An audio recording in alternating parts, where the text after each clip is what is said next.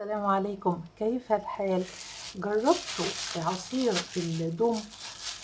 عصير الدوم ده من العصاير الممتازة جدا جدا جدا، وليه فوائد كتيرة قوي قوي قوي. تعالوا النهاردة نعمله مع بعض.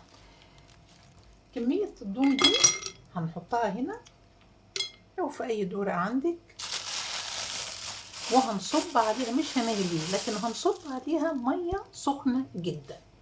تمام. وهنضيف معلقتين سكر بس كده، وهنسيبه مش اقل من 4 ساعات. نحط عليهم معلقتين السكر. تمام. ونصب عليهم ميه سخنه.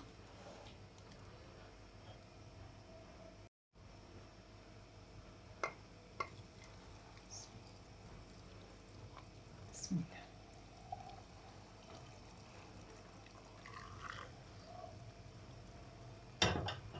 بصي، في نفس الوقت اللون اتغير. هنسيبهم 4 ساعات ونرجع لهم تاني كده بعد حوالي 4 ساعات. تمام. بصي هوريكم برضو حاجه.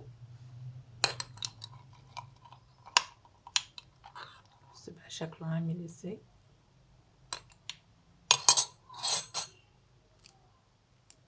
خلاص فتح كله. دلوقتي بقى هنصفيه في الخلاط.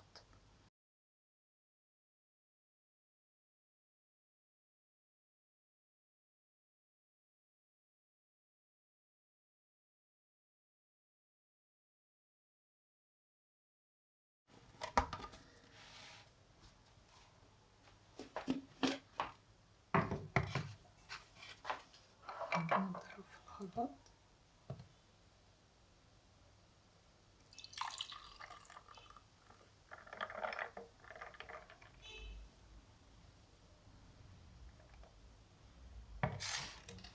ريحة في منتهى الجمال. شوف الطعم.